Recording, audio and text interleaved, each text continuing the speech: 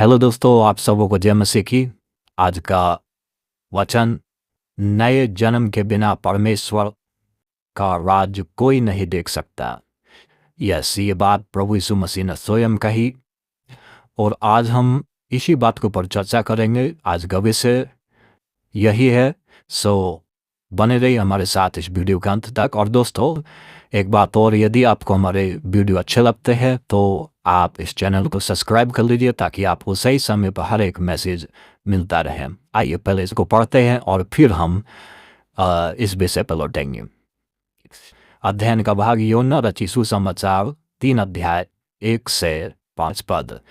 फरीसियों में से निकोदेमुस नाम एक मनुष्य था जो यहूदियों का सरदार था। उसने रात को यीशु के पास आकर उससे कहा, हे रब्बी, हम जानते हैं कि तू परमेश्वर की ओर से गुरु होकर आया है, क्योंकि कोई इन चिन्हों को जो तू दिखाता है यदि परमेश्वर उसके साथ न हो तो नहीं दिखा सकता। यीशु ने उसको उत्तर दिया कि मैं तुझसे सच सच कहता हूँ, यदि कोई नई सिरे से ना जन्मे तो परमेश्वर का राज देख नहीं सकता।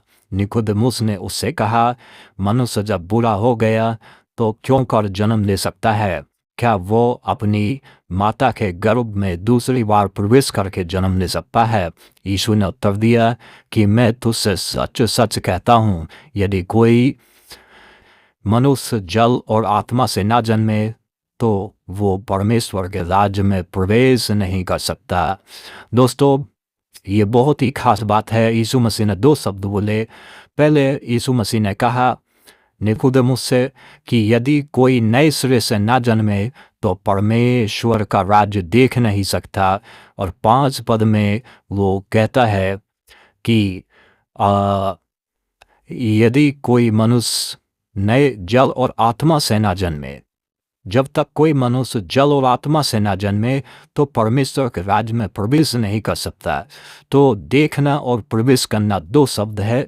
और दोस्तों, हम और आप विश्वास के मामले में यदि कहें तो कोई भी मसीह इतना पक्का विश्वासी नहीं है और इतना ज्ञानी नहीं है जितना कि निकोदेमुस स्वयं यहूदियों का, शास्त्रियों का और फरीसियों का जो है धर्म गुरु था। फरीसी जो होते थे वो धर्म शास्त्री होते थे और वो बहुत ज्ञान अध्ययन करते थे और उनके सामने जो है कोई भी ज्ञान छोटा था अन्य प्रचारकों का, लेकिन वो बहुत ज़्यादा ज्ञानवान होते थे।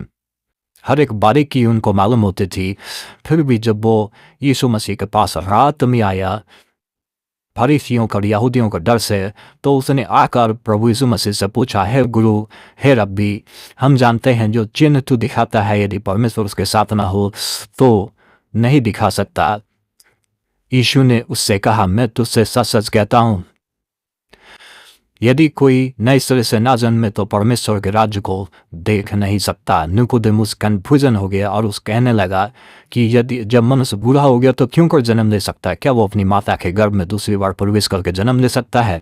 उसने कहा कि मैं तुझसे सच सच कहता हूँ कि जब तक मनुष्य जल और आत्मा से ना जन्मे तो परमेश्वर के राज्य में प्रवेश नहीं कर सकता। दोस्तों, जल से जन्म लेना जो है वो क्या है? जल से जन्म लेना वो नए जन्म का स्नान है। नए जन्म का स्नान है। कई जगह में अलग अलग शब्द इसके लिए आया है। एक जगह में प्रेरितों की पुस्तक में वचन आया, वहाँ पर साफ साफ लिखा है, अब क्यों देर करता है, उठ बपतिस्मा ले और प्रभु का नाम लेकर, उसका नाम लेकर अपने पापों को धो डाल। दोस्तों, नए जन्म का स्नान पापों को धोना और परमेश्वर के समीप आना है। और आत्मा से जन्म लेना मतलब क्या है दोस्तों? आत्मा का जो है ये भी एक आत्मा का बपतिस्मा है जो प्रभु यीशु मसीह ने जो है इसके विषय में कहा। और यीशु मसीह ने पवित्र आत्मा का बपतिस्मा जब वो गया तो पेंटेकोस्त के दिन उसके चेलों को, उसके शिष्यों को दिया। दोस्तों, आत्मा से जन्म लेना यानी हमें अपने स्वभाव को, यूँ हम ऐसे समझ सकते हैं कि हमें अपने पुराने स्वभाव को, हमें अपने पुराने चाल चलन को, पुरानी आदतों को छोड़ देना, क्योंकि अब जो मसीह यीशु में है वो नई सृष्टि है।